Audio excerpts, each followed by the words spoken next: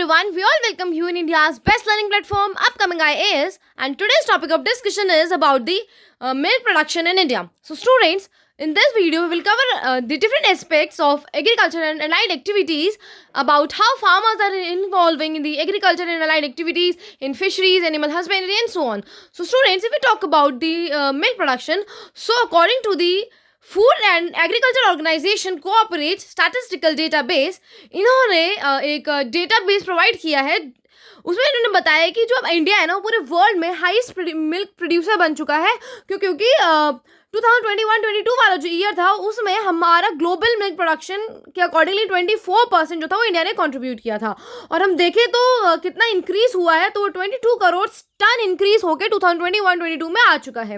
And milk production India के अंदर बहुत ज़्यादा तेज़ी से और ज़्यादा ग्रो करता हुआ दिख रहा है. फार्मर्स जो है वो काफ़ी ज़्यादा डेयरी में, एनिमल हस्बेंड्री में इन्वॉल्व होते हुए दिख रहे हैं. और इसलिए बताया जा रहा है कि पिछले 8 सालों में 2014-15 से लेकर 2021-22 तक मिल्क प्रोडक्शन में 51% का इंक्रीमेंट हुआ है, जो कि काफ़ी अच्छी बात देखी गई है. और क्योंकि अब हम पूरे वर्ल्ड के हाईएस्ट मिल्क प्रोड्यूसर बन चुके हैं, तो हमारे अल्टीमेटली इससे होने के वाले कि मेरे फार्मर्स को बेनिफिट पहुंचने वाला है, उनकी इनकम बढ़ने वाली है. और क्योंकि ज़्यादा प्रोडक्शन होगा सो डोमेस्टिक डिमांड भी इंक्रीज होगी. एंड हम हाईएस्ट प्रोड्यूसर ही इसलिए बने हैं क्योंकि हमारी डोमेस्टिक डिमांड काफ़ी ज़्यादा है. इसके साथ साथ हम धीरे धीरे करके अपने जो एक्सपोर्ट्स हैं उसमें भी हाईएस्ट प्रोड्यूसर ऑफ मिल्क में हम कुछ टाइम में आने वाले हैं, क्योंकि हमारा जो प्रोडक्शन है वो एज ए टोटल 24% हो चुका है ग्लोबल मिल्क प्रोडक्शन के, जो कि हम सबसे कॉम्पीट कर रहे हैं. हमसे कॉम्पीट करने वाला और इसमें कोई नहीं है. इसीलिए अगर ज़्यादा से ज़्यादा उस चीज़ की सप्लाई होगी, सो होता क्या है, वैसे देखा जाता है कि अगर ज़्यादा सप्लाई है तो जो डिमांड है वो उतनी ज़्यादा रिड्यूस हो जाती है, ठीक है, उसके अकॉर्डिंगली. लेकिन अगर ऐसा होता है कि इस फील्ड में सप्लाई ज़्यादा है, सो क्योंकि ये ऐसी चीज़ है जो मीन्स फूड का पार्ट है, ओके, सो लोग इसे कंज्यूम करते ही करते हैं, इसलिए इस चीज़ में इसकी डिमांड भी इंक्रीज़ होने वाली है.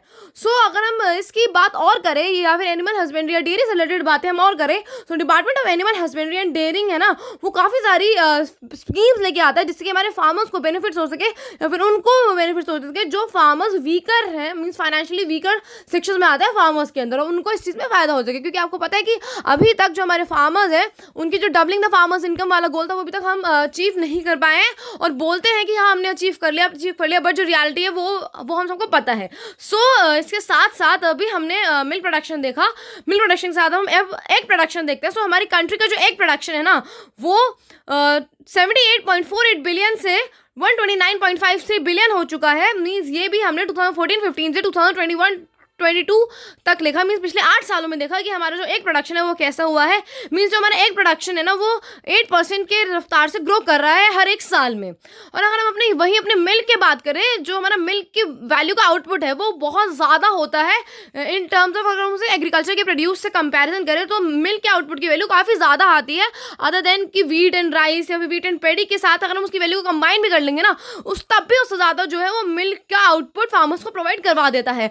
और इसलिए ही इस चीज़ में हम और ज़्यादा बढ़ोतरी कर रहे हैं मिल्क प्रोडक्शन में, और हमारे फार्मर्स को और ज़्यादा बेनिफिट पहुंचा रहे हैं, क्योंकि जो हमारे गवर्नमेंट है उसमें एग्जिस्टिंग स्कीम्स हैं वो काफ़ी ज़्यादा वो फार्मर्स के लिए वर्क कर रहे हैं. एंड कुछ स्कीम्स हैं जैसे कि Rashtriya Gokul mission, national programme for dairy development and national livestock mission. इसके थ्रू हो क्या रहा है, हम अपने फार्मर्स को ऑल ओवर द वर्ल्ड से इंटरेक्ट कराने की ट्राई कर रहे हैं. और एंड ऑल ओवर इंडिया में तो प्रेजेंस हो ही चुका है, धीरे धीरे वर्ल्ड में भी प्रेजेंस हो जाएगा, क्योंकि जो हमारा डिपार्टमेंट है for promotion and development of animal husbandry and dairying वो काफ़ी सारी जो स्कीम्स है वो इंप्लीमेंट कर रहा है, और काफ़ी ज़्यादा फार्मर्स पे फोकस किया जा रहा है कि हमारा मिल्क प्रोडक्शन तो बढ़ ही रहा है, हम उसमें काफ़ी ज़्यादा कंट्रीब्यूट कर रहे हैं, लेकिन उसके साथ साथ हमारे फार्मर्स का भी बेनिफिट हो.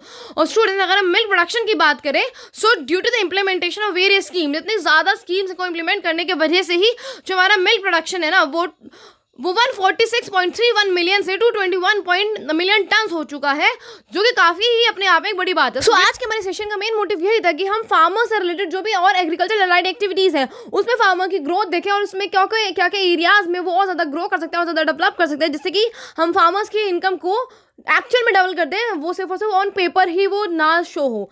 So thank you so much and have a nice day ahead. Stay tuned for the next update.